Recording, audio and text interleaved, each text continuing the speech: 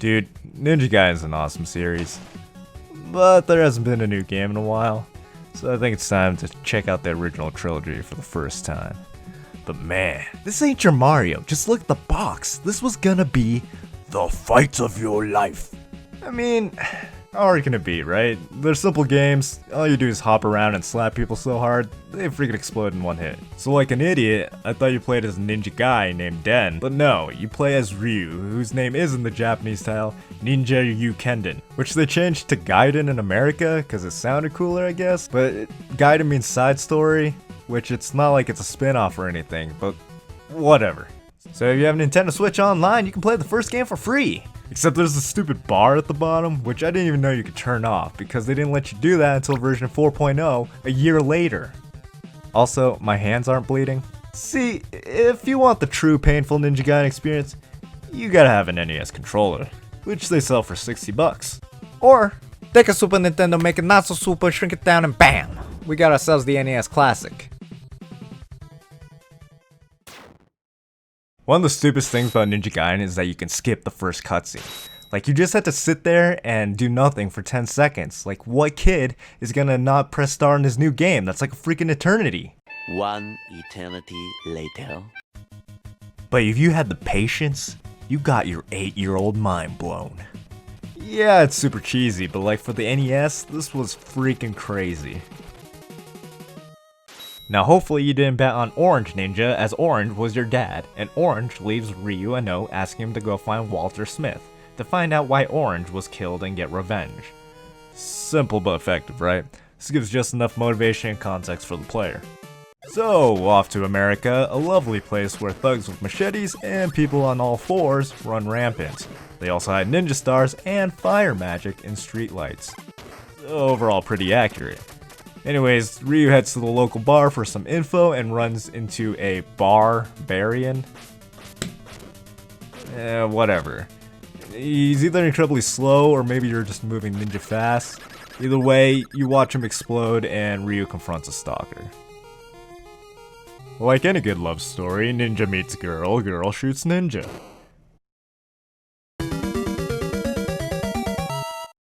So, you wake up, she gives you an anime statue and tells you to leave with no explanation, where death waits for you outside. That's because enemies will often magically appear ready to spar and kick you into the nearest pit. This game has plenty of holes. I mean, almost every platform or jump is guarded, so you need some quick reactions, because in this game, you don't have full control of your character when you jump. It's hard to pull Ryu back once you jump forward, but stage 2-2 is probably the best showcase of Ninja Gaiden. You're jumping over enemies, throwing ninja stars, dodging sneak attacks, slicing incoming bullets, and wall jumping. All this really makes you feel like a ninja. Most of the times, items are placed right where you need them, keep you moving forward at a fun pace. There's a sense of flow and momentum, and boy do you want to keep moving forward, because if you stop, this game will wreck you.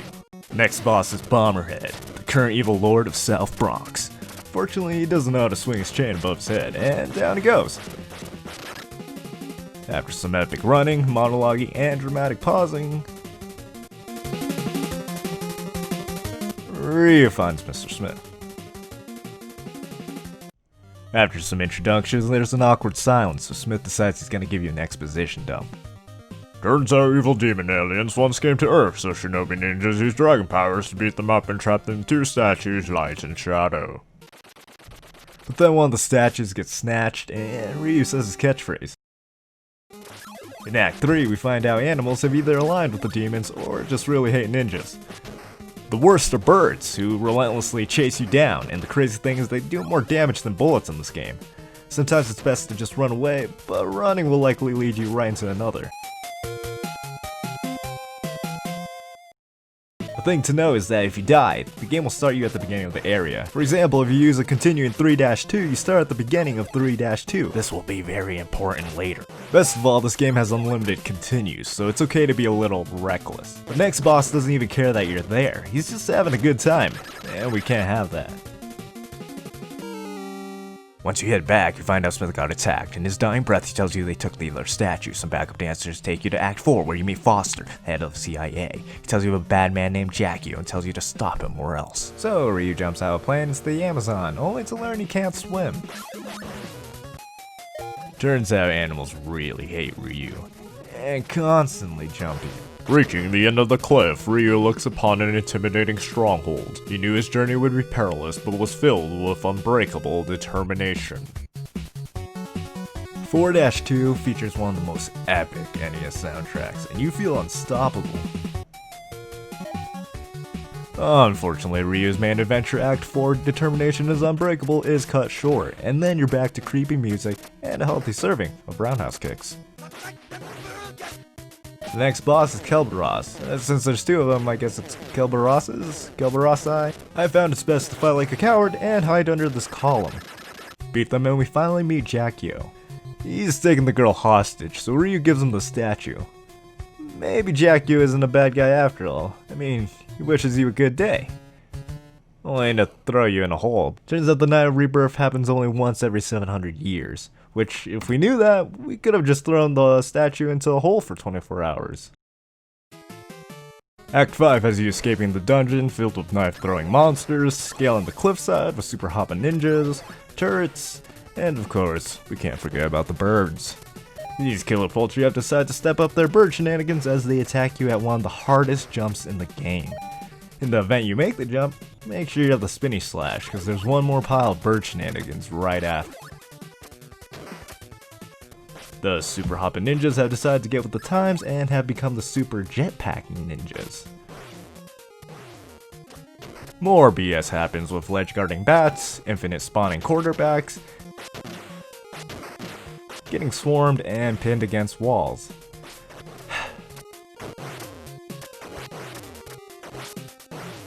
And curiosity kills the ninja. Finally, we meet Malth, the man who faced our father in the opening cutscene. Since then, Malth has gotten quite the makeover, and made the mistake of insulting our swordsmanship. NANI? Malth reveals that Ryu's dad is still alive, and if we continue onward, it will be the last thing we see. Hopefully you as the player are dying to know what happened, and are really motivated to see this to the end, because Act 6 really ramps up the difficulty. So enjoy a quick compilation of some of my deaths, while I go cry for a bit.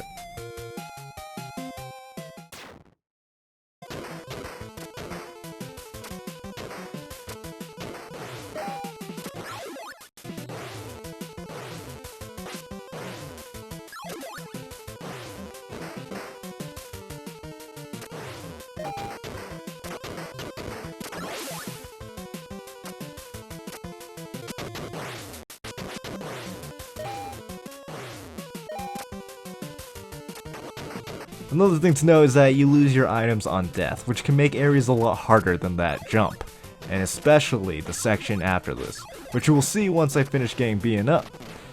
Any day now. I mean, just look at the chaos, it's absurd. Thankfully, once you get a feel for a section, it's actually pretty easy to get through it again. If you die, which is really important, but we'll get back to that.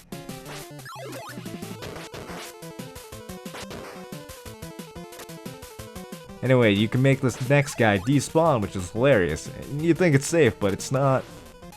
Despite all the bird shenanigans, there's a sense of satisfaction that you get after a difficult part that is just so great.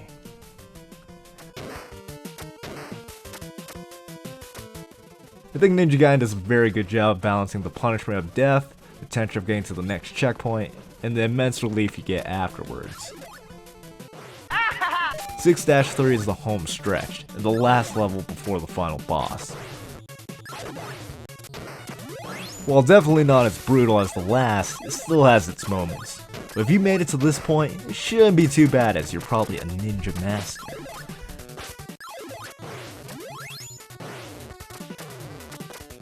The trick with the last bit is that there's an hourglass you can use to freeze the enemies, but you better hurry because they will respawn and chase you if you're not fast enough. Then you just make a mad dash at the door because luckily reaching the final boss will restore your health to full. Thanks Ninja Gaiden. Maybe you're not so bad after all. Before we can face Jackyo, Ryu's gotta beat one more foe. His father, the Orange Ninja. Turns out his father didn't actually trick you. He's just being mind controlled and has basically become the Green Goblin. Being the world's greatest ninja detective, Ryu deducts that the giant glowing orb in the room is probably the mind control device. Like the majority of bosses in Ninja Gaiden, all the masked devil does is walk towards you, but it can't jump or climb walls. Once freed, you find your father to be William Dafoe, who only gets 5 seconds of screen time before taking the fireballs to the chest.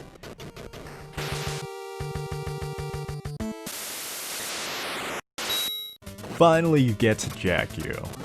You got to be careful when trying to hit him, because if your body touches him, he does 3 bars of damage to your 1. It's a tough fight, but I started this fight with 3 lives, so I should be okay. What? Turns out Ninja Gaiden has an infamous glitch, in which dying to any of the final bosses will send you back to the start of 6-1. And if you make it back to the boss, it doesn't even have the courtesy to refill your health like the first time. So naturally, I died again. And the third time was no different. If you don't want to pull your hair out, I wouldn't judge you if you used the save state. NES Online also offers the ability to start Ninja Gaiden right in front of the final boss. Now the trick with Jackyu is that his fireballs will chase you down unless you can get them to go off screen. You might have thought his weak point was his eyeball, but it turns out you want to aim a little bit higher.